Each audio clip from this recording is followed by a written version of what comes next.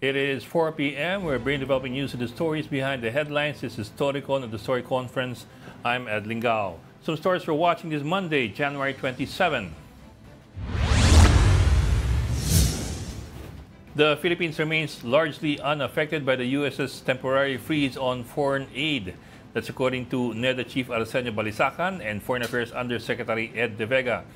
Both stress that most infrastructure projects are funded by Japan, Korea, and multilateral organizations like the ADB and the World Bank. The Philippine Coast Guard condemns its Chinese counterpart for allegedly using a long-range acoustic device, or LRAD, that's to intimidate PCG vessels in the West Philippine Sea. Crew members said that the high-decibel sound produced by the LRAD is potentially damaging to hearing. Despite the harassment, PCG's BRP Cabla continues its patrols along the Zambales coastline. President Bongbong Marcos grants executive clemency or pardon to former Iloilo City Mayor Jed Mabilog. This lifts the penalties from his administrative case. Mabilog was accused by former President Duterte of involvement in the illegal drug trade. And joining us today, Storycon's resident political pundit, Tito Ronald Llamas. Ayun siya. Tito Ronald, is it already possible to identify where you are right now or hindi ba rin pwede? Of course, pwede na. Pwede Tapos na. na yung surprise. O, asan ka? Sa Cubao? Nasa Paris, para sa kasal ng aking daughter. Ayun. Aking bunsong babae. May surprise sa kanyang anak, kaya hindi namin pwedeng ibulgar kung nasaan siya last week. Di ba? Aming pamintuan ng Philippine Star. Pasok! Hi! Happy Monday! Happy Monday! Happy Monday! Pag Monday, makulay ako. Pink na pink ka. may ganun pala. Makulay ako pag Monday. So may hindi number coding eh. Para Happy Monday eh. Happy Monday. Akala ko, Ami, yan yung attire mo sa sa rally sa 31st. Oh, malayo-layo pa yun. Ano ba mangyayari? Chismisan mo kami doon. Chismisan mo kami. Oo. Pero Tito Ronald, what I read was they were expecting well, it was not a sizable number that they're expecting. I forget the number that I saw. 31. For the 31st. Parang they were I don't know if they're managing expectations, pero just a few thousand expect nila eh. Did I get it right? Yes, dahil Ed, yung lugar, siya sa Rhine eh. Hindi naman pwede marami ron. Pero tatlong rally yan merong Liwasang Bonifacio, yung second impeachment complaint ng Makabayan Black, doon magfo-focus. Okay. Yung first at saka third impeachment complaint sa People Power Monument sa umaga. Tapos yung Clergy for Good Governance ay sa EDSA Shrine. So tatlo yan sa isang araw. Ang common sa kanila, yung impeachment ni Sara. Yun yung common. Pero may iba't ibang emphasis yan. Halimbawa, yung sa EDSA Shrine, kasama sa kanilang target ay yung nangyari sa GAA, sa national budget. No? Yung dalawa, bagamat babanggitin yun, ang focus naman yung impeachment. So, pero confident sila na sa mga surveys, yung majority ng mga tao ay hindi lamang pro-impeachment, yung majority ay anti-Duterte. Katulad nung lumabas sa Pulse Asia about the Quadcom report, katulad ng mga iba pang surveys na lumabas, katulad sa Okta. So, mas ang kanilang pagtingin, yung silent majority, yung hindi naman nauutusan sumama sa mga rally, ay malinaw kung ano yung posisyon. So, medyo hindi sila insecure dun sa dami. Dahil ang kanilang framework, let 100 flowers bloom for impeachment. Pero Tito Ronald, sinabi naman ng Malacanang na hindi naman daw pinipigilan ni President Marcos ang Congress na i-impeach si BP Sara, hindi ba? May ganun ding statement eh. Parang sa dami ng statement, hindi mo na sigurado kung ano yung gusto talaga eh. Hindi, yung kay Presidente, consistent naman siya, hindi ba? Oo, na hindi ituloy yung impeachment, pero hindi naman daw niya pinipigilan.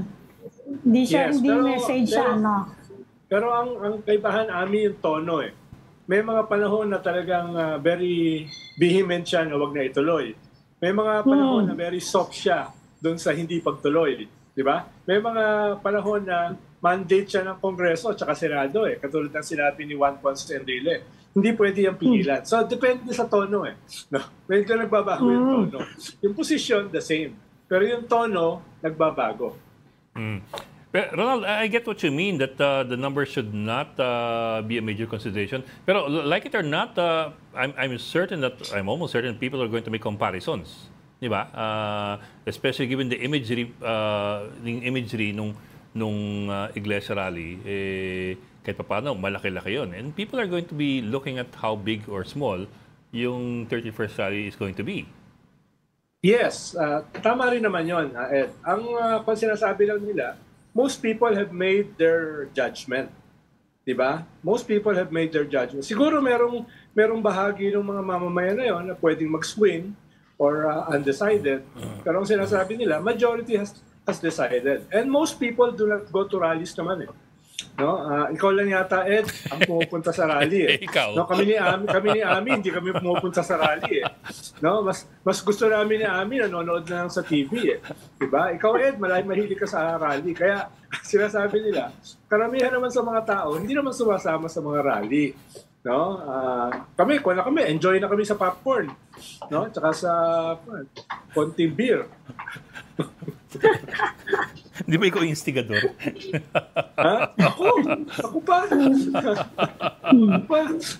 Ang sarap manood, tapos sasama ka pa.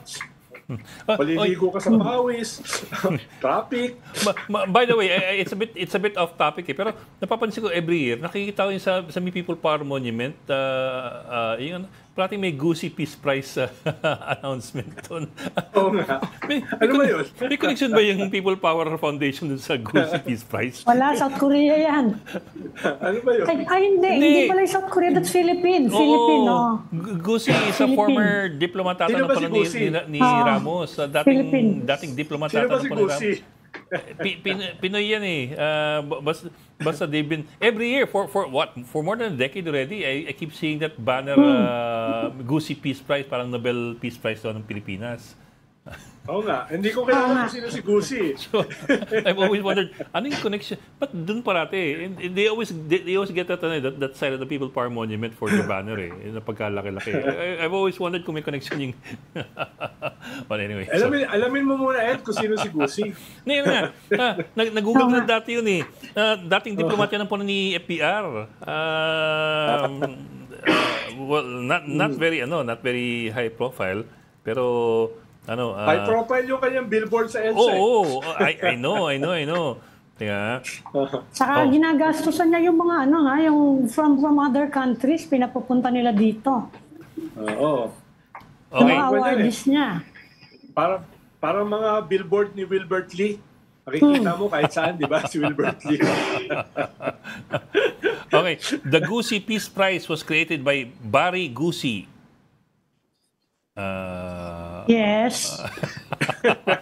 Again? Hinahanap ko pa yung Barry Goosey ko. Again? Pero alam ko Pilipino yan eh. Sino ba si Kuan? Sino ba si kasamang Barry? Tsaka official yan ng parang ni FBR. Honorary. Nag-cover naman tayo kay FBR. Bakit di natin matandaan? Sorry. Honorary ambassador pala. So? Honorary ambassador to the Northern Marianas. Saan ba yung Northern Marianas? Parang yung bagong Secretary of Defense ng US, hindi alam kung sino yung miyembro ng ASEAN. Yung Korea daw. And at Japan. Australia, member ng ASEAN. Australia. So saan yung Marianas? Marianas, sa South Pacific, di ba? Talaga. Kaya nga, lawak-lawak ng South Pacific. Parang order din yan yung sa UN Agency for International Development. Ang utos ngayon ni Donald Trump, Kailangan daw America first yung aid nila. Yeah. And that's got a lot of people asking, a lot of countries asking, what's the impact on us? Kasi the announcement was the U.S. is freezing almost all foreign aid except for Israel and Egypt. Anyway, Bok, let's bring in our guest for today to talk about that. Our guest for today on the impact of the potential impact of this foreign freeze, of the U.S. freeze on foreign aid. We have International Studies Professor Dr. Renato De Castro. Sir, magandang hapon and welcome back to Storycon. Hi, Professor. Magandang hapon, Ed. Magandang hapon, Ami at Roland. Yung gwapo niyong host niyo. Pinakagwapo. Bakit siya? I register my protest. long time no see, Professor. Pero alam ko, gwapo ka pa rin. Pedler, mukhang pedler ka na ng fake news, Prof, Sabi fake news na gwapo ka. Ang tingin ni Ed Lingaw, mas gwapo siya sa akin. Hindi ko sinabi yun, I just implied it. Wait, Prof, teka, so what do you make of this?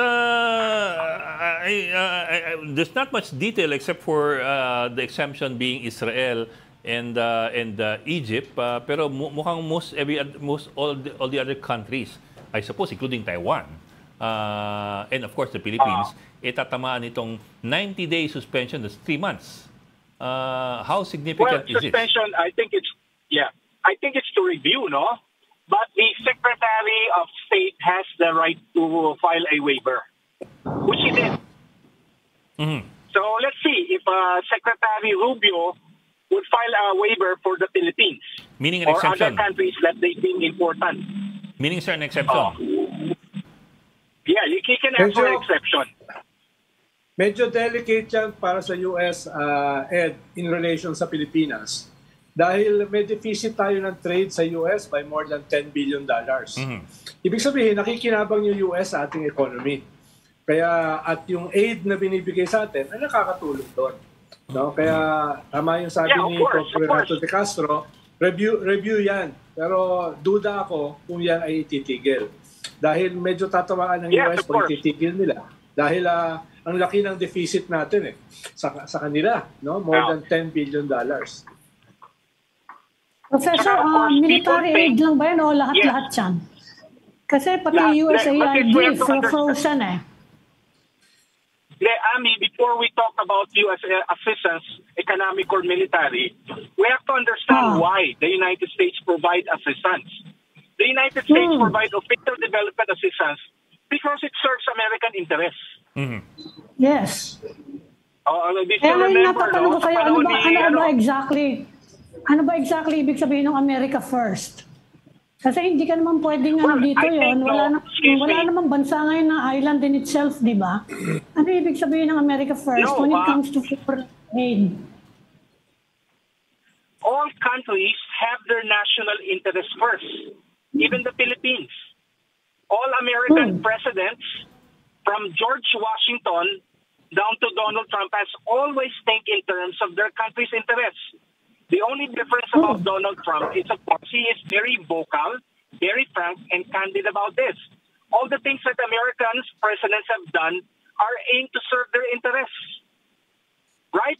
Pero Prof, medyo iba ngayon dahil talagang multilateralism is in retreat. Biro mo, umalis ka sa Paris Climate Agreement, umalis ka sa World Health Organization. No? Dati naman, wala ka naman talaga sa ICC. Bagaman tumutulong ang US sa ICC pag hinuhuli yung mga kalaban nila. No? Kaya medyo may tama ito sa multilateralism. Mismo yung United Nations, pinag-uusapang maigi yan. Yung NATO, malinaw na yung nangyari. No? Tinuloy na. So, yun yung kaibahan siguro ni Trump. Dahil in the past, kahit ang national interest ng Amerika, ang priority nila, ay very active sila sa multilateral organizations. Ngayon, parang i-retreat in most sa mga multilateral alliances. Ronald, even when you talk about American multilateralism, it serves American interests. Correct. It serves. It's easier for the United States. I'm using a theory I can vary about the liberal order, no? it's easier for the United States to basically implement mga policy niya because it creates a notion that even small countries have a say. Tingnan lang natin. Let's start the beginning of, when the United States started using multilateralism. We just go to the Bretton Woods Conference in July 1944. When the United States was, of course, using multilateralism to effect the economic recovery of the world, now looking at, of course, beyond the end of the Second World War. That was aimed to, of course, provide market for American industry. Provide, of course, an opportunity for American investment. Oops. Ano nangyari? Yes, sir. You're still here. Tuloy. Yeah, we can hear you. You're still here, sir. So, even though that serves American interests, for example, Marshall Plan. The Americans made sure that Marshall Plan is a multilateral effort, but of course we all know for a fact Marshall Plan was intended as part of the containment policy. Marshall Plan provided the United States, of course, opportunity to transform the U.S. dollar into the global currency. So, Yes, malinaw yun. so much emphasis on Malinaw yun, multilateralism. Professor. No? Nagamit ng US ang multilateralism. Serves American interests. Yes, malinaw yun, malinaw yun, Professor. Yung basically, multilateralism ay nagagamit ng US para sa kanilang global interest. Pero ngayon sa panahon ni Trump, no? Dramatic ba yung pagbabago na yan? No? Dahil tariffs, trade wars, withdrawal from multilateral organizations, medyo unprecedented yung shift ni Donald Trump vis-a-vis multilateralism. Where will this go? Where will this go? Ang tingin ko dito kay Trump, Machiavellian yan eh. Diba kay Machiavelli, sabi nga ni Machiavelli, if you have to do something drastic, do it fast. Some of them, of course, would work. Some will not. For example, yung ginawa niya immediately, no, nakita na kaagad natin yung backlash. Yung executive order niya na, of course, challenging yung notion of birthright. Now we're already seeing reaction. So what Trump will do will come out with this agenda, no, yung mga very drastic. He will see what he would basically encounter resistance, yung mag-a-adjust doon. Pero kung he could have it this way, then he will push for it. It's classic Machiavellian approach. Na, Trump is basically seen as Professor, itong pagbibigay ng foreign aid, the soft power eh. At kaya ang tanong ko ngayon, ang concern ngayon, kapag mag-withdraw ang US from projecting its soft power, baka pumasok dyan ng China. In fact, that's what China is already doing, hindi ba? Ginagamit nila ang aid to win friends and influence global events. So, paano magkakaroon niya ng vacuum eh? Di ba? Mabibigyan ng opening ang China to further project itself. Anong tingin niyo dyan sa ganyang observation? Unang-una, we have to understand, and I think Roland will agree with me, the political economy of U.S. economic assistance, it serves domestic American interests. For example, I think we're old enough to remember yung program ng Kennedy administration. Yung Food for Trees program, PL40. Natatandaan natin na nagbibigay ng free milk ang Amerika noon, wheat for production of bread. But it actually serves American, interest ng farming industry sa Amerika. Ganun din naman ang China, kahit ang Japan eh. Okay, they give businesses to their industries. But the Americans, of course, and of course with the Japanese, have made it appear that it serves the interests of the world. So, of course, yung mga educational programs lang nila. Even the military assistance they provide, the military assistance they provided to Ukraine had basically boosted the American military-industrial complex.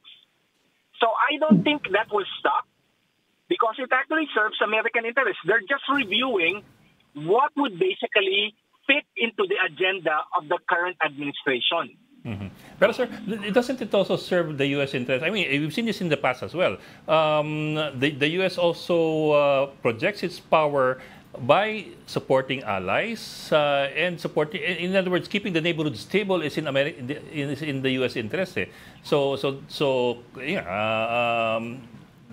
What that also means is that if the Philippines is strong, it also helps in containing, for example, other countries in the region, like in the same way with Taiwan. So that kind of multilateralism also supports the U.S. interest. Yeah, I don't think the Trump administration would do away with the alliances and minilaterals.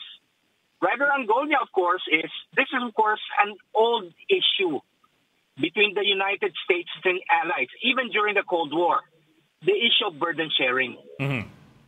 So it so happened that we have this administration that would really emphasize the fact that allies have to contribute more, which is, of course, the narrative of all American presidents.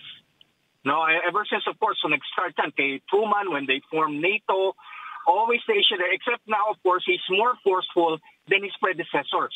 Yes, sir. Yes, Sabi nga ni Farid Zakaria, when he was talking about Trump, when Trump raised the issue of asking the NATO allies not to increase their defense budget in 2018, that was the same narrative as President Barack Obama, except Trump was more direct and more, in a way, more blunt.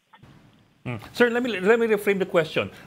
Given the fact that you have so many other power blocks this time compared to the 1960s, and you have so many other options and so many other possibly friendlier countries or so-called superpowers that you can attach yourself to, wouldn't it be against the interest of the U.S. to lose the confidence of some of its allies? Well, some allies might, of course, be alienated. Probably, I just came from Germany. The Germans are concerned. Probably the French. Mm-hmm. Other NATO allies are not. Poland, Estonia, those are facing Russia. Yeah. Are in a way they're more confident with Trump, because in the case with Trump, is what you see is what you get. Mm-hmm. Mm-hmm. So that's the case. No pretension of being, altruistic. No pretension of being statesman. It's a case of America in its what I would call no diplomatic doublespeak. I would use the term in a Hamiltonian tradition. Hamilton. Now, America is all about power. I'm referring, of course, to the debate then. Going back to the origin of the United States. Does the United States represent an idea? Ayun tinatawag natin Jeffersonian, from President Jefferson, or the United States represents power, Alexander Hamilton. Mm-hmm. So what we're seeing is a Hamiltonian approach regarding U.S. foreign policy. The United States is powerful because it possesses what we call raw power, hard power. That's what Trump basically represents. Medyo delicate yung situation halimbawa sa Ukraine.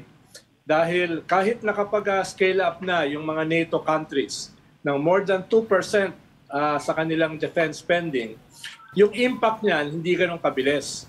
In the immediate, ang impact ng pagpigil o pag-freeze ng US military aid sa Ukraine is more dramatic, more drastic. Dahil sabi nga mismo ni NATO head, bagong NATO head Dragone, Admiral Dragone, prepare for war. Yun ang sabi niya sa NATO. So sa ganyang context, tapos if i-freeze ng US yung kanilang military aid sa Ukraine, that will be very dramatic. Dahil na yung pag-scale up ng NATO in terms of their defense spending will take a bit longer. No? Dahil na may gestation period dyan.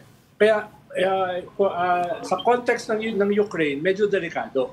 Medyo delikado yung policy ni Kwang. Kahit walang double speak, tatamaan. Sa Taiwan, hindi pa ganun kasigurado. Ang sabi lang naman ni Trump, dedepensahan namin kayo, pero kayo gumastos. Hindi ko alam kung gaano kabilis kayang gawin ng Taiwan yon. Halimbawa, kung may plano ang China to invade this year or next year.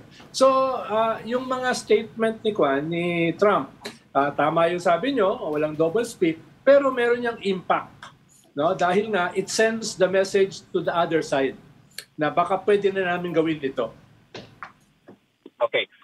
Regarding Ukraine, Roland, even before bumaba si Joe Biden, ang dami niya nang binigay. Binigay in advance ni Joe Biden yung assistance na inaprubahan ng Congress. So I don't think it will have impact right now. Pero kasi ilang araw pa lang si Donald Trump, we haven't seen. No? I think the policy of the Trump administration regarding Ukraine, they would still continue providing military assistance to Ukraine, but at the same time, encouraging Zelensky to accept, or to accept certain losses in terms of territory. But at the same time, you already see the pressure being exerted by Donald Trump against Vladimir Putin in terms of threatening Vladimir Putin with economic sanctions. Well, it's really difficult to render a judgment to the Trump administration right now kasi ilang araw pa lang naman eh. Right? Yes, sir. Kaya nga, yes, Prof, sir. Pero, ang sir, tinitingnan natin, mas indicative eh. Halimbawa, yung bagong defense chief, si Hegseth. Well, meron kang US defense chief na hindi alam kung sino miyembro ng NATO. Ng Southeast ng Asia. ASEAN. Southeast Asia. Mismo yung Australia, Japan, at saka Korea ay sinabi na member ng ASEAN.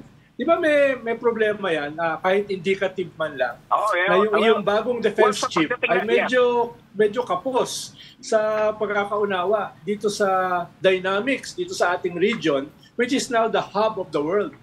Future possible conflicts, future trade wars, dito mangyayari. Tapos yung defense chief ng superpower na Amerika, hindi alam kung sino miyembro ng ASEAN. Well, ang pagdating na sa American system, it operates on the level of what we call the National Security Council. It's not the defense chief that calls the shot, not even Marco Rubio. It's a national security advisor. Because Americans have a national security system. Everything emanates from, of course, the president going to what you call the national security system or the national security advisor. Of course, Mike Waltz, who Secretary Gibo Chidoro met last week. Well, I think that Professor, sabi ni Ambassador Babe Romualdez, temporary lang daw to. Consistent naman siya na sinasabi niya. Temporary lang, kung ano man yung aid freeze na yan, temporary. And he is expecting na soon enough, babalik din yung mga aid programs. Sa Pilipinas siya na. He's just talking about the Philippines. Yeah, Do you agree with that? Yes. Pero of course, may mga matatamaan. No? Unang-unang matatamaan dyan, of course, yung U.S. economic assistance that have to do with reproductive health. Sa pool na yan. Kasi pagdating ng mga Republicans, tanggal ng less any support when it comes to reproductive health, tatamaan din dyan yung economic assistance. Bakit na si Roland? Ano ba? Pangalawa dyan, yung related with climate change. Yeah. Tapos, of course, saka sa LGBTQI, yung affirmative action. Affirmative action funding para sa LGBTQI. At saka yung diversity, equity, and inclusivity. Inclusive policies. DEI. Yan. Yung mga yun. So yung mga USAID programs dito sa Pilipinas, I think some of the USAID programs in the Philippines have to do with those. Yes, yun na nga, yung mga promotion, lalo na yung USAID. They are promoting those programs actually dito sa Pilipinas. Although we have our own laws, protecting those, yung may mga minorities, sa kayang mga yung mga tinatamaan ngayon sa US na sectors. Meron na tayo sariling batas, pero of course, importante yung napakalaking aid donor ng USAID sa ganyang mga program So sa tingin mo, Professor, long-term yung ganyang magiging impact niyan dun sa mga aid programs nila? Sa atin, sa atin lang. Isa pang tatamaan yung mga WHO. Vaccines, mga certain. Kasi the United States also declared it is withdrawing from the WHO. Yes. Well, ayun yung domestic priority nila. Hindi kaya mag-i-step in ng China? Kasi sabi ni Trump, 500 million binibigay na US, China 40 lang. Hindi kaya magdagdag sila? Well, that's China's prerogative. If China sees its interest to do so, then I think China will chip in. Lalo na pagdating sa funding for climate change. Climate change, ayan talaga maapektuhan. Okay, sir, 90 days, 3 months, well, it's hard for us to imagine whether or not that would have an impact in the long or in the medium or short term. Would it? Assuming na yung I don't 90 days, know. itapusin natin 90 days. I don't know, honestly. I have not been I don't have a crystal ball that could basically predict what would happen in the future. I'm sorry. So, ang Kasi point ko lang, let's review give pa it the lang. benefit Review of lang the naman doubt. to eh. Actually, Yeah, review yung ano nila. No? Suspension pending review. Kanina, Ami, medyo against the interest ng US kung magkakat sila ng aid sa Pilipinas. Dahil may deficit tayo eh. Malaki ang kita nila sa ating economy. No? More than 10 billion more than we are benefiting from their economy. Kaya pag titigil nila o babawasan nila yung aid, tatama yan sa kanila. Ayun lang, medyo mahaba yung transition, 3 months. No? Ang dami nangyayari sa 3 buwan. Tsaka pwede naman yung, again, the Secretary of State could file a waiver. So, Secretary Marco Rubio is given a leeway to call for waivers regarding the disbursement of aid. Lalo na, sabi ni Rubio, mahalaga ang Pilipinas dito sa region. No? Ano kaya mag 25% tariff din tayo?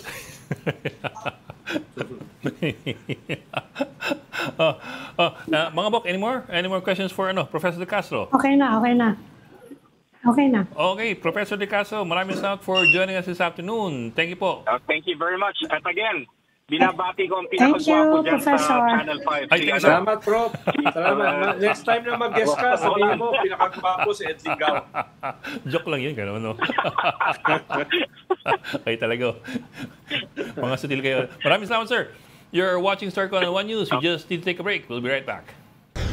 We've got developing news and the stories behind the headlines. Welcome back to StoryCon or the Story Conference. I'm Ed Lingaw, and of course with us, Ami Pamintuan of the Philippine Star, and Raul Llamas, our political pundit from Paris, PPP.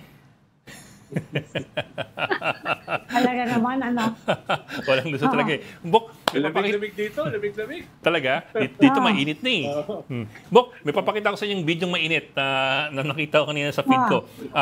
Lumabas to dun sa Facebook page ng DXMY Radio Cotabato 90.9. Let's roll it. Nung nakita ko kanina, nagulat ako. Kala ko Alam mo, Al-Qaeda. Akala ko kanina. May bagong grupong tumiwalag eh. ng Interim Base Command First Brigade Guerrilla ng Bangsamoro Islamic Armed Forces sa MLF, si Commander Taras Mukhtar Jr. Assalamualaikum, Commander Sir. Paki-enlighten daw kami kung ano pong mga kaganapan ngayong gabi po. Waalaikumsalam warahmatullahi wabarakatuh, Brother Rahid. Ako nga po si Taras Mukhtar Jr. Nagkasalukuyang spokesperson po ng First Guerrilla Brigade Planning Department under po kay Dr. Commander Ando. Ngayon po ay nagpapasalamat kami sa inyo dahil kahit gabi ay nandito po kayo ngayon. So ngayon po ay inshallah malaking programa po ang magaganap bukas, January 27, 2025 dito po sa Sitio Makasampan, Gindulungan, Maguindanao del Sur. Dahil nagkaroon po ang ating brigade na makapag-inisyatiba ng medical mission at outreach program kung saan ang pangunahing objectives nito ay upang ang serbisyo ng BARM government, ang serbisyo ng BARM ay maging closer sa mga tao. Ayan po, ang kaganapan na yan ay announcement lang pala ng medical mission at outreach mission ng MILF sa Gindulungan. Ganyan magbigay ng ayuda. Hindi kayo marunong magbigay ng ayuda. Walang sisingit sa pila. Ganyan magbigay ng ayuda. Talagang pag binigyan mo, talagang iboboto ka. No? Talagang iboboto ka. Baka sundan nyo ng mga politiko natin, Pero Ami, bakit nandun si Manny Mogato sa likod? Oo, nasa kanan, di ba? Yung may M60. Sa bandang kanan. At nandiyan si Manny Mogato. Anong ginagawa niya dyan? Nasa kanan, no? Yung may M60 doon. No? Alam mo, ang sabi Di ba namin... over dyan na election gun ban? Ha? Actually, Ang pwede lang magdala yung talagang tunay na member ng military and that's a good, PNP, di ba? that's a very good point from Ano ba Ami. status ng mga yan? That's a very good Di point ba from sila Ami. covered ng election gun ban? Ha? Dapat covered yan. Allowed ba yan? Ano yung brigade na yan? Well, Recognized ba yan ng gobyerno natin? Pero Bok, I guess it depends on where they held the press con. Kasi if they held it inside their camp, then so long as they do not bring the arms outside of the camp, then I think that's okay. Ang sabi ng producer natin dito, medyo nakakabigla kasi yung video, baka tumaas yung presyon lalo ng mga taong pupunta doon sa medical mission. Pero dapat decommission na yung karamihan dyan Hindi pa. Decommission na yan dapat konti pa lang nandun na sila sa official law enforcement ng BARM. Yeah. Yes. Pero kaya hindi ko alam yung ibig sabihin ng revolutionary something. Konti pa lang na decommission. Ilang percent pa lang. Ipa-research mo nga, Ed. Ipa-research mo. Kung ano yan. Pero ilang percent pa lang ang decommission na firearms ng MILF kasi medyo nag-stall yung process especially ito na defer na naman yung saka nagkaroon ng ambush nung di ba? Pinag-aawayan pa nga yan ngayon Oo, sa Basilan, kailan lang? January 22, na-ambush 2 soldiers and they were accompanying UNDP Hindi naman nagkakalat sa mga taga-UN na hindi mark yung nila. Well, malinaw yung mga yan pag nag-travel yung mga yan na kami taga-UN. Although, I think yung yung nakabanggata nila hindi yung UN convoy mismo baka road security lang. Hindi nga. Yung security nga. Na military. Ano ngayon? Well, 2 patay. 2 patay. 2 patay na sundalo and that I think 12 wounded. Well, anyway, pinaiimbestigahan pa daw yan ng MILF ngayon. Kasi parang inaano nila na baka nga may mga lumalabas na naman. Yan ang problema dyan makikipag-peace talks ka. Pag tagal-tagal, may ibang grupo na hindi napagbigyan. Mag-uumpisa na naman yung mga dati nilang cause, hindi ba? Yan ang problema dyan. So, titingnan natin. Titingnan natin kung how the MILF will handle it. In fairness, ako ng mga cooperative dyan, Ami, sa Basilan, sa Sumisip, sa Sampinit Complex, kung saan nagsimula yung Abu Sayyaf. Nandyan ako noong early 90s. Diyan ko na-meet si Lieutenant Ariel Kerubin. Si Q. Siya yung naka-assign dyan nung panahon na yun. Kaya nga. Ibang buwan yan, Mami, ibang mundo yan. Ibang mundo, parang nasa ibang multiverse ka. Kaya nga Armado. Kaya baka mamaya may bago na namang, di ba MILF, breakaway ng MNLF baka mamaya may breakaway na naman. In fact, meron na yung BIFF, di ba? Although, hindi pinoportray na exactly na breakaway. Sinasabi nila ibang grupo. But anyway, marami pa rin mga armed groups dyan apart from yung nakipag-peace ka. Ilang peace agreement ba kailangan natin? Maliit lang naman yung lugar na yan. Although, yung maute. Diba? Although in fairness, barangay, kailangan mo ng peace agreement. Pero although in fairness, in the last few years, nagkaroon ng rapid decline in the number of encounters between government and these rebel groups. So kahit paano nagkaroon ng effect yung peace agreements. Yun lang, it's sustaining it It's sustaining it for the long term at hindi mag-fail ulit kaya nangyari sa final peace agreement of 1996. Now, in fairness to this group, yung mga Rido nagpapatuloy. Rido nagpapatuloy yan. Pero in fairness to this group, I know medyo nakakatakot yung dating nila, but gumagawa sila ng medical mission. Parang si Manny Mogato, busog na busog sa likod.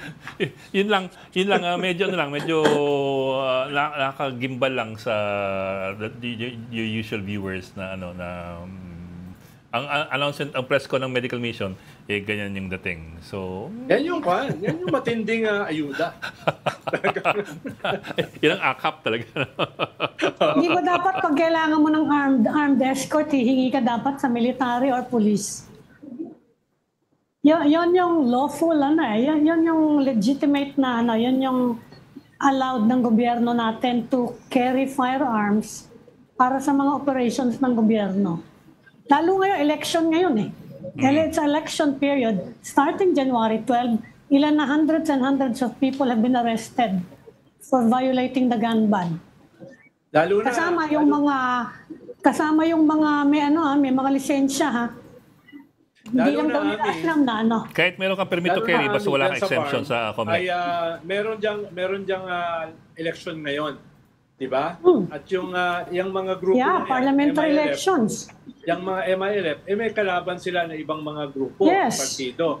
Kaya, delikado na maging flashpoint yan para sa violence. No? Kaya dapat yung isa sa pinaka nire-regulate in terms of arms, yung BARM.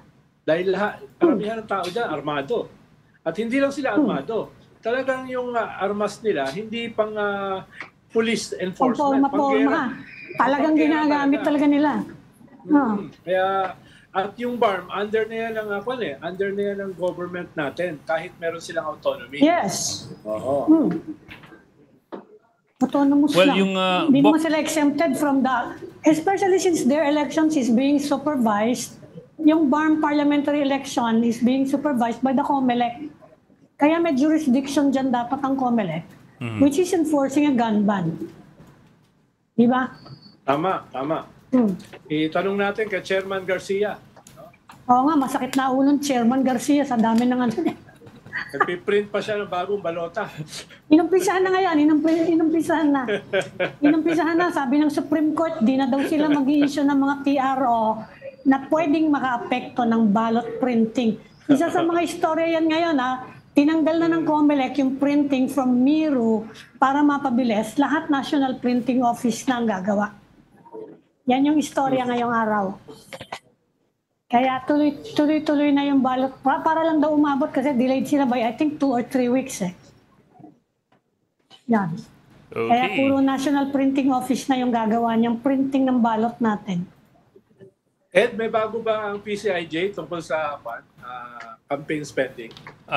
Wala eh. Pero may statement galing kay Amy Marcos, according to our producer, na di mo natatawa kay ko talaga. Matotrouble naman ako kay Ronald Llamas nito eh. Na hindi naman daw umabot ng 1 billion. Tama ba? Wala raw siyang 1 billion panggasto sa kampanya. Kung meron daw siya, bibili na lang. At kung meron daw siya, pambibili na lang niya ng Nutriban. Nutriban at mga ganun-ganun bagay. So, inamin ba niya kung magkano ginastos niya? Hindi ata niya sinabi kung magkano ginastos niya. And remember, the PCIJ story did an accounting of ad values from January 2024 hanggang September 2024 before the candidates filed their COCs. So that's not even 1 year, and that was even before they started filing their COCs. Also, these are ad values. Ibig sabihin, these are based on number one, ilang minutes ang ads nila, at number two, magkano yung published rate cards ng mga networks. Pwedeng lower. Malamang lower yan eh. Kasi usually nagbibigay ng discount. Nagbibigay naman ng discount yung mga networks lalo pag maramihan. Yun lang. I think the point of the story was to show just how magnificent the expenses are getting. Even if they don't reach 1 billion in actuality, pero sobrang laki na. Even before the COCs are filed. Kaya nga, hindi pa kandidato yun at wala pang kampanya. Wala pa. Kaya pwede mong sabihin na wala kang ginastos sa kampanya na gano'n. Hindi ka pa kandidato at hindi pa kampanya, hindi ba? Because yung Supreme Court ruling on Peñera versus COMELEC is not Wala pang COC eh. Hindi siya campaign. Hindi siya kandidato. You only become a candidate under Wala pang kampanya. So, hindi siya campaign spending. Yeah, under the Supreme Court ruling on Peñera versus COMELEC. Dapat technical kayo. Dapat technical. Hindi kayo technical eh.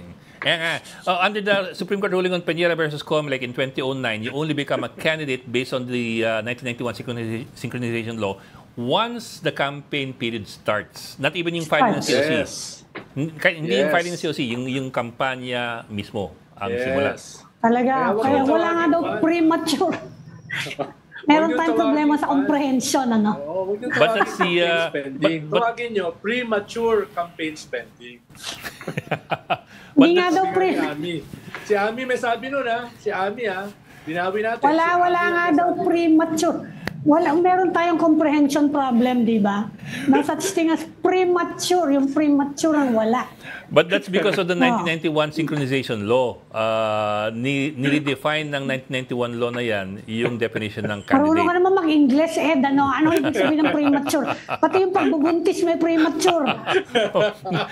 Hindi nga lang pagbubuntis eh. Ayoko naman sabihin nun binanggit pa niya Ami. Hindi nga lang yung pagbubuntis eh. Premature na pagbubuntis. Panyan. Hindi ko malaman kung paano nawala yung premature sa pagkakampanya. But under the Omnibus Election Code of 1985, only in the Philippines. bawal pa yan. No? Only in the Philippines. No? Pagkakaiba yung actual sa yung premature, di ba? Yung Yung premature campaign period, yung actual. Before the premature actual, yung premature. Yung premature nakakabuntis daw, sabi ni Ami. Hindi ko sinabi yan, ha? Tutulungan Ikaw tayo yung sabi niyan. niyan. Kami na kayo. Kasi Kami na. sensor tayo dito, ha? Kami na. Ang sabi ng huling pahirit na lang. Ang sabi ng Supreme Court dun sa Peñera versus Comelec, yan ang nangyari dahil ang sabi ng batas ng 1991 ay ganun.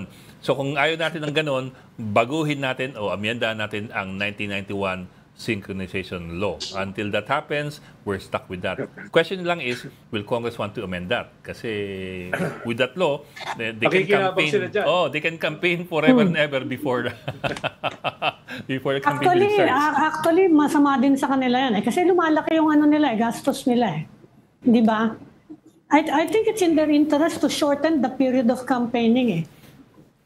Para lumiit-liit yung gastos mo, di ba? Well, somebody has to tell them that. Sige. Saka tatama ng Pasko, yung period na yan, before the election campaign, eh. Mas magastos. Isipin mo yun, no? Mas magastos.